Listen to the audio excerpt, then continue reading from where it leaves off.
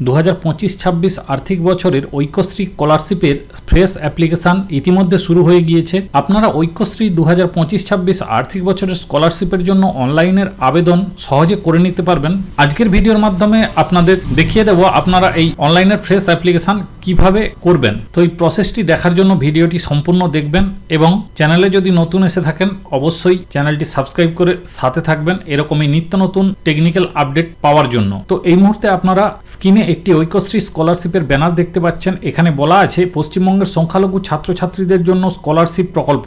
আবেদনের শর্ত অর্থাৎ এখানে আবেদনকারী ছাত্রছাত্রীকে পশ্চিমবঙ্গের বাসিন্দা হতে হবে এবং বিদ্যালয়ের শিক্ষার্থীদের জন্য বাংলার শিক্ষা ইউনিক আইডি থাকতে হবে। অর্থাৎ আপনারা যদি স্কুলে পড়েন বা স্কুল থেকে যদি ঐক্যশ্রীর জন্য অ্যাপ্লাই করেন সেক্ষেত্রে আপনার বাংলা শিক্ষার আইডি লাগবে, সেটা স্কুল থেকে আপনারা পেয়ে যাবেন। এছাড়া আপনারা কলেজ থেকে যদি অ্যাপ্লাই করেন সেক্ষেত্রে আপনাদের ওই বাংলার শিক্ষার আইডিটা লাগবে না। প্রি ম্যাট্রিক ছাত্রছাত্রীদের ক্ষেত্রে বাবা অথবা মায়ের ব্যাংক অ্যাকাউন্ট থাকতে হবে এবং ছাত্রছাত্রীদের নিজস্ব ব্যাংক অ্যাকাউন্ট থাকতে হবে স্কলারশিপের জন্য। পরিবারের সর্বোচ্চ বার্ষিক আয় প্রি ম্যাট্রিকদের ক্ষেত্রে 2 লক্ষ টাকা এবং পোস্ট ম্যাট্রিকদের ক্ষেত্রে 2 লক্ষ টাকার মেরিট কাম মেন্স এর ক্ষেত্রে 2.5 লক্ষ টাকা, পিএসপি এর ক্ষেত্রে 2 লক্ষ টাকা এবং স্বামী বিবেকানন্দ স্কলারশিপের ক্ষেত্রে 2.5 লক্ষ টাকা। এবং আবেদন করার সময়সীমা 25/6/2025 থেকে আবেদন প্রসেস শুরু হয়েছে, এটা চলবে 31/8/2025। অর্থাৎ এই ঐক্যশ্রী স্কলারশিপের আবেদনের শেষ তারিখ হচ্ছে 31/8 অর্থাৎ আগস্ট মাসের 31 তারিখ পর্যন্ত অনলাইনে আবেদন করতে পারবেন। এর জন্য আপনাকে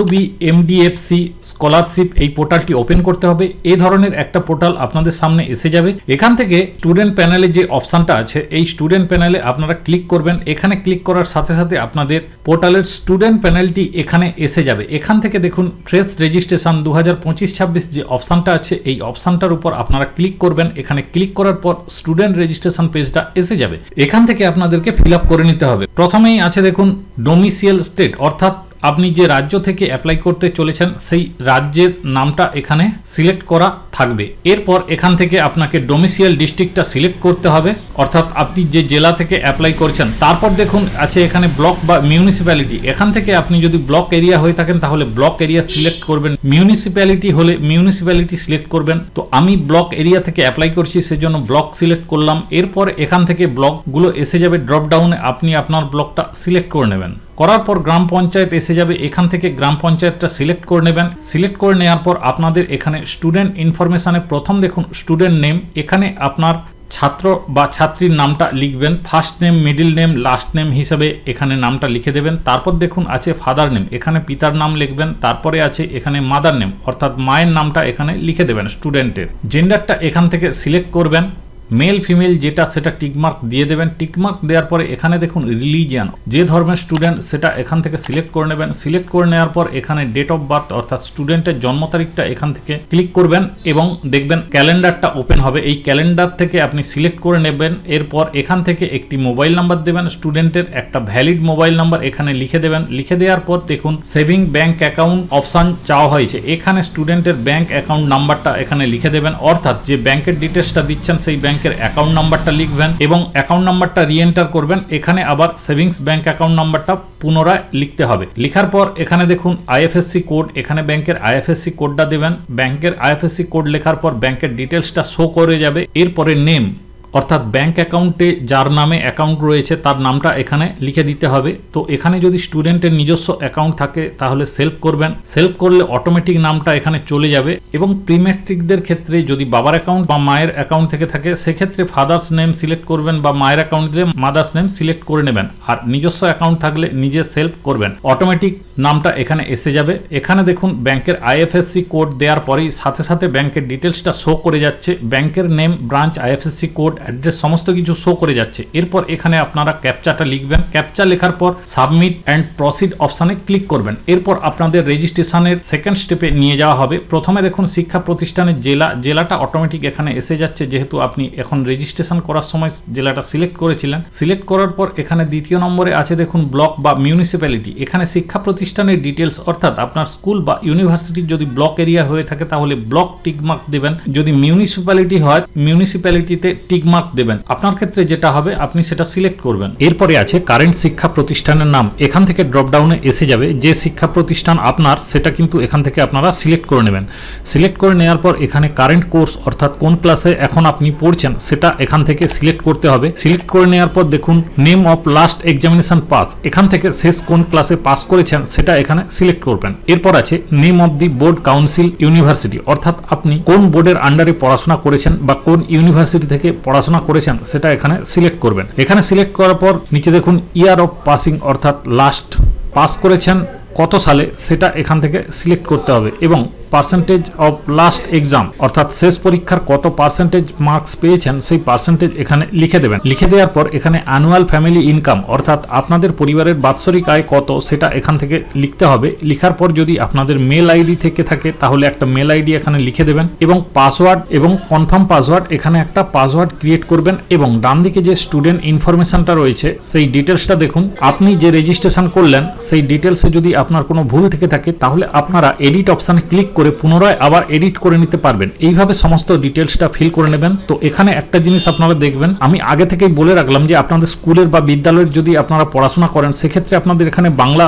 পোর্টালের আইডি প্রয়োজন হবে, এবং আপনারা যদি কলেজ থেকে অ্যাপ্লাই করেন সেক্ষেত্রে আপনাদের এই অপশানটা আসবে না। এখানে দেখুন আপনি যদি স্কুল থেকে অ্যাপ্লাই করেন তাহলে স্কুল সিলেক্ট করার পরই আপনার এখানে শিক্ষা পোর্টাল আইডি এসে যাবে, এটা আপনারা স্কুল থেকে পেয়ে যাবেন। এবং আপনারা যদি কলেজ থেকে অ্যাপ্লাই করেন তাহলে কলেজ সিলেক্ট করলে এই বাংলার শিক্ষা পোর্টাল আইডিটা আপনার এখানে আসবে না, সেটা প্রয়োজনও হবে না। সমস্ত ফিল হয়ে যাওয়ার পর এখানে সাবমিট অ্যান্ড প্রসিড অপশানে ক্লিক করবেন। এরপর এখান থেকে আপনারা কন্টিনিউ অপশানে ক্লিক করবেন। কন্টিনিউ অপশানে ক্লিক করার পর দেখুন এখানে আপনার কাছে একটা মেসেজ চলে আসবে, congratulation you have successfully register. এরপরে আপনাকে এখান থেকে একটি অ্যাপ্লিকেশন আইডি দেওয়া হবে, এই অ্যাপ্লিকেশন আইডিটা আপনারা নোট করে নেবেন। এরপর নিচে দেখুন লগইন আছে, এই লগইন অপশানে ক্লিক করবেন। লগইন অপশানে ক্লিক করার পর এখানে ইউজার নেম এবং ইউজার নেমের জায়গায় অ্যাপ্লিকেশন আইডিটা দিবেন। পাসওয়ার্ড যেটা আপনারা ক্রিয়েট করলেন সেই পাসওয়ার্ডটাই লিখবেন। লেখার পর ক্যাপচাটা লিখে লগইন অপশানে ক্লিক করবেন। লগইন অপশানে ক্লিক করার সাথে সাথে আপনি রেজিস্ট্রেশনের সময় যে মোবাইল নাম্বারটা দিয়েছিলেন সেই মোবাইল নাম্বারে ওটিপি পাঠানো হবে, সেই ওটিপিটা দেখে এখানে লিখবেন। লেখার পর সাবমিট অপশানে ক্লিক করবেন। সাবমিট অপশানে ক্লিক করার পরই আপনাদের ড্যাশবোর্ডটা এখান থেকে ওপেন হয়ে যাবে। 4টে স্টেপে আপনাদেরকে ফর্মটা ফিল আপ করতে হবে। প্রথম হচ্ছে বেসিক ইনফরমেশন, তারপর হচ্ছে একাডেমিক ইনফরমেশন, এরপরে ব্যাংক ডিটেলস, এরপরে লক অ্যাপ্লিকেশন। এই 4টে স্টেপে আপনাদেরকে ফর্মটা ফিল আপ করে নিতে হবে। তাহলে প্রথমে আপনারা বেসিক ইনফরমেশন যেটা সেটার উপর আপনারা ক্লিক করবেন। বেসিক ইনফরমেশনে ক্লিক করার পর আপনারা রেজিস্ট্রেশনের সময় যে ডিটেলসটা দিয়েছিলেন সেই ডিটেলসটা এখানে ফিল হওয়া কিছু থাকবে, এবং যেগুলো ফিল থাকবে না সেগুলো আপনাদেরকে ফিল আপ করতে হবে।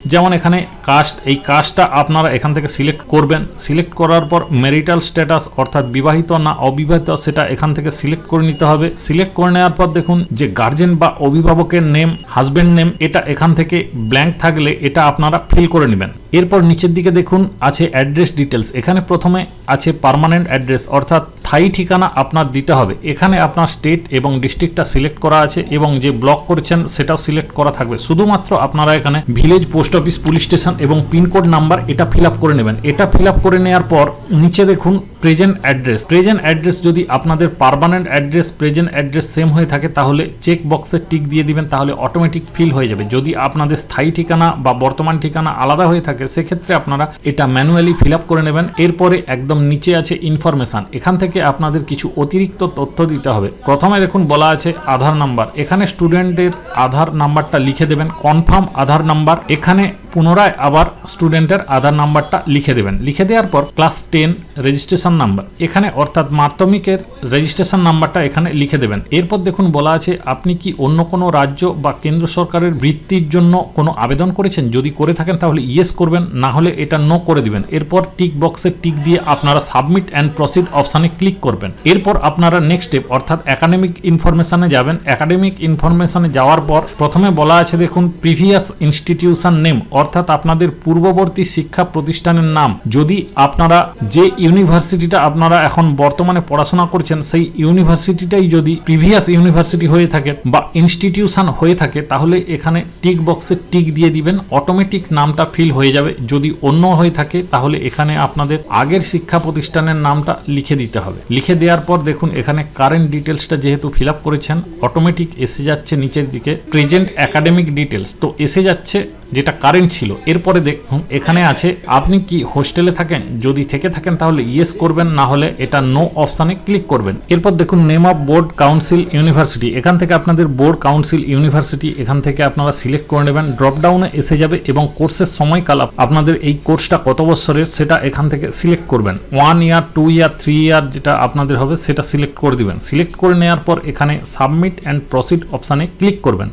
এরপরে 3 নম্বর স্টেপ অর্থাৎ ব্যাঙ্ক অ্যাকাউন্ট ডিটেলসে ফিল আপ করতে হবে। ব্যাঙ্ক অ্যাকাউন্ট ডিটেলসে যাওয়ার পর এখানে দেখুন ডিটেলসটা আপনারা রেজিস্ট্রেশন করার সময় দিয়েছিলেন সেই ডিটেলসটা এখানে এসে যাবে। এসে যাওয়ার পর এখানে একটা অপশান আছে, এখানে আপনাদের পাসবুকের যে অরিজিনাল কপি সেই অরিজিনাল কপিটা আপনাদেরকে এখানে স্ক্যান করে আপলোড করতে হবে। এই ফাইলটা আপনাদের জেপিজি বা জেপিইজি ফরম্যাটে হতে হবে। অর্থাৎ ব্যাংকের পাসবই যে ফার্স্ট পেজ, সেই ফার্স্ট পেজে আপনারা ছবি করবেন, ছবি তুলে এখানে আপলোড করে দিবেন। সেই ফাইলটা আপনাদের 100 কেবি থেকে 300 কেবির মধ্যে হতে হবে। এরপর এখানে চেক বক্সে টিক দিয়ে আপনারা সাবমিট অ্যান্ড প্রসিড অপশানে ক্লিক করবেন। এরপরে আপনারা আপলোড ডকুমেন্টস যে অপশানটা আছে সেই অপশানে যাবেন। এখান থেকে আপনাদেরকে ডকুমেন্ট আপলোড করতে হবে। তো পোস্ট ম্যাট্রিকের ক্ষেত্রে দুটো ডকুমেন্টস আপনাদেরকে আপলোড করতে হবে। আমি যেহেতু পোস্ট ম্যাট্রিক অ্যাপ্লাই করলাম সেই জন্য এই দুটো ডকুমেন্টস আপলোডের অপশান এসে যাচ্ছে। এখান থেকে প্রথমে দেখুন bonafide certificate with fees backup of current year issue by institution, এখানে একটা আপনারা আপলোড করবেন ছবি ফরম্যাটে, জেপিজি বা জেপিইজি অথবা পিএনজি, সেটা 100 কেবি থেকে 300 কেবির মধ্যে হবে। এরপর এখানে ফি স্লিপ, যে আপনাদের অ্যাডমিশন ফিজ সেই স্লিপটা আপনাদেরকে এখানে আপলোড করতে হবে। এই দুটো ফাইল আপনারা এখানে আপলোড করবেন। তো ফি স্লিপটা আপনারা আপনাদের পেয়ে যাবেন এবং উপরে যে ডাউনলোড অপশানটা আছে সেটা আপনাদেরকে এখানে ক্লিক হেয়ার টু জেনারেট এখানে ক্লিক করতে হবে। এখানে ক্লিক করার সাথে সাথে একটি সার্টিফিকেট জেনারেট হয়ে যাবে। এখানে দেখুন এই ধরনের একটা সার্টিফিকেট হিসাবে এখানে আপনাদের নাম, শিক্ষা প্রতিষ্ঠানের নাম, সমস্ত ডিটেলস থাকবে এবং এখানে আপনারা ডান দিকে একটা ছবি পেস্ট করবেন, আপনাদের স্টুডেন্টের ছবি এখানে পেস্ট করবেন। পেস্ট করার পর এখানে percentage of mark obtain last year, অর্থাৎ লাস্ট ইয়ারে কত পার্সেন্ট মার্ক পেয়েছেন সেটা এখানে লিখবেন এবং ফিস ডিটেলস অফ কারেন্ট ইয়ারের ফিস ডিটেলসটা এখানে লিখে দেবেন। লিখে দেওয়ার পর এখানে প্লেসটা দেবেন। প্লেসটা দেওয়ার পর এখানে signature of head institution college, অর্থাৎ আপনাদের যে শিক্ষা প্রতিষ্ঠানের হেড সেখানে তেনাকে সিগনেচার এবং সিল করতে হবে। সেটা এই ফরম্যাটটা ফিল আপ করে নেওয়ার পর আপনারা দুটো ফাইল এখানে আপলোড করে দেবেন। আপলোড করে দেওয়ার পর আপনারা লক অ্যাপ্লিকেশানে যাবেন। লক অ্যাপ্লিকেশানে যাওয়ার পর আপনাদের অ্যাপ্লিকেশানটা লক করে দিবেন। লক হয়ে যাওয়ার পর আপনারা অ্যাপ্লিকেশানটা একটা প্রিন্ট আউট কপি পেয়ে যাবেন। প্রিন্ট আউট কপিটা নিয়ে আপনারা আপনাদের শিক্ষা প্রতিষ্ঠানে জমা করে দেবেন এবং একটি কপি আপনারা আপনাদের কাছে রেখে দিবেন। তো এইভাবে আপনারা ঐক্যশ্রী স্কলারশিপের জন্য 2025-26 এর আর্থিক বছরের ফ্রেশ অ্যাপ্লিকেশন খুব সহজে করে নিতে পারবেন। এটা আপনারা কোনো সাইবার ক্যাফে থেকেও করতে পারেন এবং এছাড়াও আপনারা মোবাইল থেকে এইভাবে এই ভিডিওটা দেখে স্টেপ বাই স্টেপ ভাবে করে নিতে পারবেন। তো আজকের ভিডিওতে এই ইনফরমেশনটি আপনাদের সাথে শেয়ার করার ছিল। ভিডিওটি সকলের সুবিধার্থে শেয়ার করবেন এবং ভিডিওটি যদি ভালো লেগে থাকে অবশ্যই লাইক করবেন। চ্যানেলে যদি নতুন এসে থাকেন অবশ্যই চ্যানেলটি সাবস্ক্রাইব করে সাথে থাকবেন। সবাই ভালো থাকবেন ও সুস্থ থাকবেন।